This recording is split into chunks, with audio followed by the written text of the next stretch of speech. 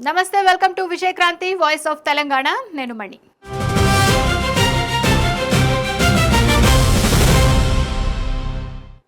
రాజకీయాల్లో 6-7 నెలల సమయం కూడా చాలా చిన్నదిగా కనిపిస్తుందేమో. తెలంగాణ పట్టభద్రుల ఎమ్మెల్సీ ఎన్నికల్లో సీటు కోసం ఇప్పటి నుంచే నేతలు లాబియింగ్ చేస్తున్న తీరే దీనికి నిదర్శనమనిపిస్తోంది. ముందే కర్చీఫ్ వేయకపోతే ఆ పదవి ఎవరు తన్నుకుపోతారో అన్న టెన్షన్ లీడర్లలో కనిపిస్తోంది. వచ్చే ఏడాది మార్చిలో జరగబోయే ఎమ్మెల్సీ ఎన్నికల కోసం కాంగ్రెస్ యువనేతలు పోటీ పడుతున్నారు.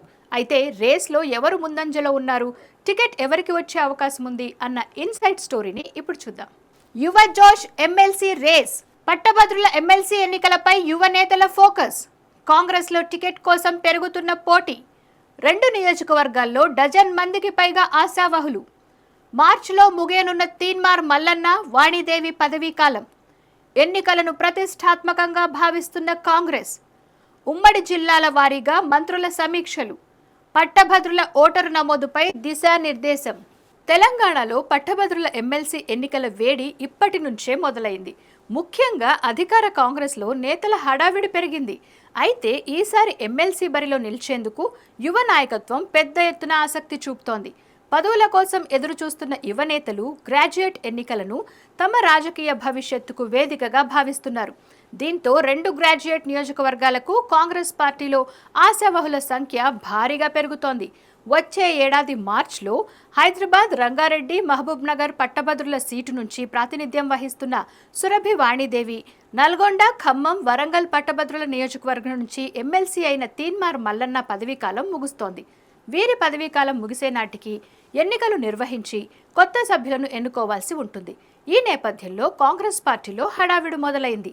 టికెట్ ఆశిస్తున్న నేతలు ఇప్పటికే లాబియింగ్ మొదలుపెట్టేశారు. రాష్ట్రంలో కాంగ్రెస్ పార్టీ అధికారంలోకి వచ్చినప్పటి నుంచి పదవుల కోసం ఎదురు చూస్తున్న నాయకులు ఈ అవకాశాన్ని సద్వినియోగం చేసుకోవాలనే యోచనలో ఉన్నారు. అయితే ఏ ఎన్నికలు వచ్చినా టికెట్ కోసం ఎక్కువగా సీనియర్ నేతలే పోటీ పడటం సహజంగా ఉండేది. కానీ ఈసారి పట్టభద్రుల ఎమ్మెల్సీ ఎన్నికల్లో అందుకు భిన్నంగా అంతా యువ నాయకులే రేస్లోకి వస్తున్నారు.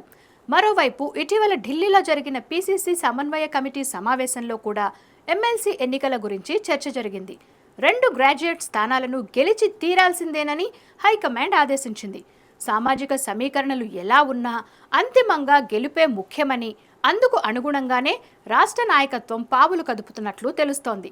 వీలైనంత త్వరగా అభ్యర్థుల ఎంపిక ప్రక్రియ పూర్తి చేయడంతో పాటు ఆయా స్థానాలకు ఇన్ఛార్జ్ మంత్రులను ప్రకటించే దిశగా టీపీసీసీ కసరత్తు చేస్తోంది.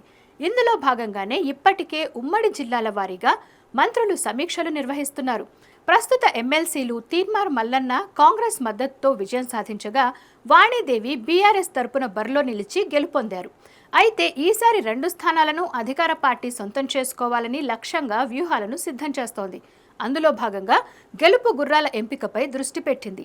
Mahabub Nagar, Hyderabad, Rangareddy graduate MLC seat కోసం కాంగ్రెస్ ఆశావహుల సంఖ్య భారీగానే ఉంది.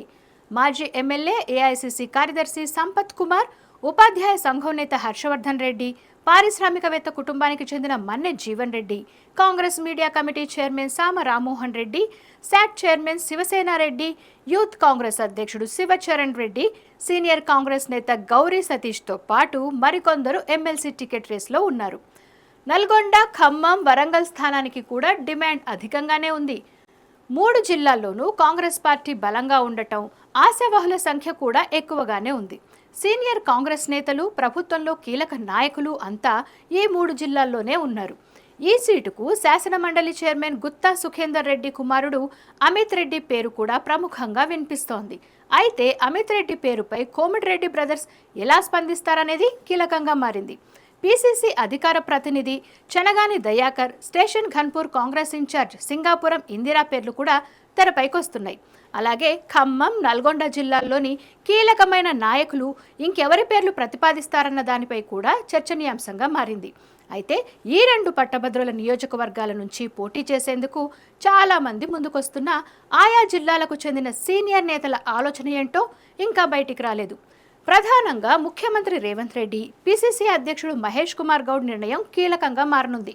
అభ్యర్థుల కోసం త్వరలోనే పార్టీ పరంగా అభిప్రాయ సేకరణ కూడా మొదలవుతుందని, అప్పుడు మరికొన్ని పేర్లు తెరపైకొచ్చే అవకాశం ఉంటుందని కాంగ్రెస్ వర్గాలు చెబుతున్నాయి.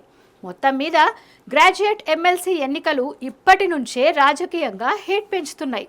మరి వ్యూవర్స్, ఆయా నియోజకవర్గాల నుంచి కాంగ్రెస్ ఎవరిని ఎంపిక చేస్తుందని మీరు భావిస్తున్నారు? మీ అభిప్రాయాలను కామెంట్స్ రూపంలో చెప్పండి. వీడియో నచ్చితే లైక్, షేర్, సబ్స్క్రైబ్ చేసుకోండి.